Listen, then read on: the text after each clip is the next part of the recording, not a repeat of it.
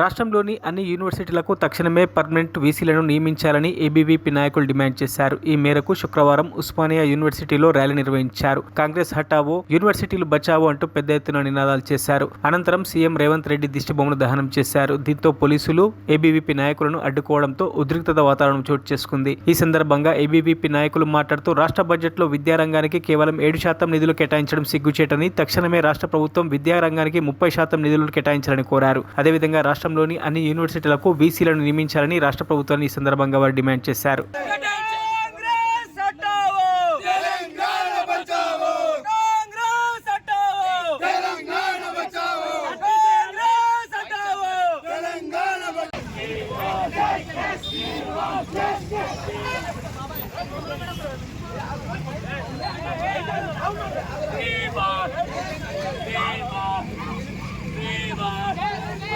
యొక్క దిష్టిబొమ్మని దానం చేయడం జరుగుతుంది. ఎందుకంటే ఉన్నటువంటి ముఖ్యమంత్రి రేవంత్ రెడ్డి గారు ప్రతిపక్షంలో ఉన్నప్పుడు యూనివర్సిటీల పైన సవతి తల్లి ప్రేమ చూపిస్తూ మొసలి కన్నీరు కారుస్తూ కాంగ్రెస్ ప్రభుత్వము అధికారంలోకి వస్తే యూనివర్సిటీలకి మగర్ద తీసుకొస్తామని చెప్పేసి డబ్బాలు కొట్టినటువంటి రేవంత్ రెడ్డి ఈరోజు తెలంగాణలో కాంగ్రెస్ ప్రభుత్వం ఏర్పడి దాదాపు 7 నెలల కాలం గడుస్తున్నప్పటికీ ఢిల్లీకి పోయే టూర్ల మీద శ్రద్ధ, అమెరికా పోయే టూర్ల మీద శ్రద్ధ ఈరోజు పేద బడుగు బలహీన వర్గాల విద్యార్థులు చదువుకునేటువంటి విశ్వవిద్యాలయాల పైన లేదు. కేవలం 1000 కోట్లు ఇచ్చి చేతులు దులుపుకున్నటువంటి పరిస్థితి మొన్నటికి మొన్న మన బడ్జెట్ లో చూసినాం. దీనికోసమైనా తెలంగాణ తెచ్చుకుంది, దీనికోసమైనా గద్దెనెక్కిచ్చింది, దీనికోసమైనా కేసీఆర్ నోడగొట్టి నిన్ను ఎన్నుకుంది. ఖబర్దార్ రేవంత్ రెడ్డి, నువ్వేదైతే వాగ్దానాలు చేసినావో, నువ్వేవైతే హామీలు ఇచ్చినావో వాటన్నిటిని ఖచ్చితంగా నెరవేర్చాలి. ఏదైతే యూనివర్సిటీలకి వీసీలని రెగ్యులర్ వీసీలను నియమించాలి. ఇన్ఛార్జ్ వీసీలతోటి అయ్యేది లేదు పోయేది లేదు. మాకేదైనా సమస్యలు ఉంటే ఐఏఎస్ అధికారుల యొక్క ఆఫీసుల చుట్టూ ఫైళ్లు పట్టుకొని తిరగాల్సినటువంటి పరిస్థితి ఈరోజు యూనివర్సిటీలో నెలకొంది.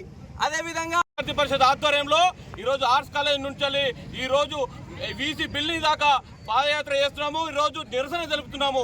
ఈరోజు విద్యారంగంలో బడ్జెట్ కేటాయించింది కేవలం 7% కేటాయించడం చాలా సిగ్గుచేటు. మేము గతంలో కూడా మేనిఫెస్టో పెట్టినాము 30% ఈరోజు విద్యారంగానికి కేటాయించాలని.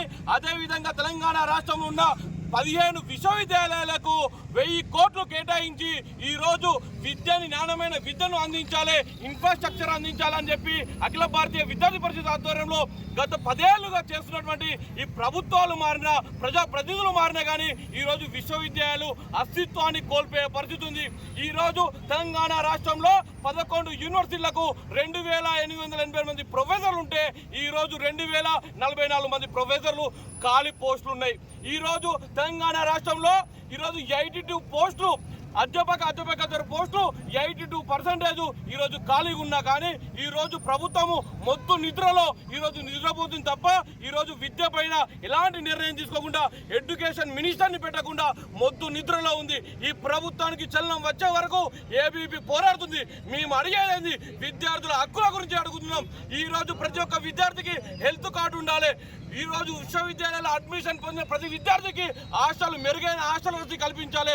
ఈ రోజు విద్యార్థులందరికీ పెరిగిన ధరలకు అనుగుణంగా ఈ రోజు 3000 రూపాయల స్కాలర్షిప్లు ఇవ్వాలని ఈ రోజు అఖిల భారతీయ విద్యార్థి పరిషత్ తెలియజేస్తున్నాం. ఈ రోజు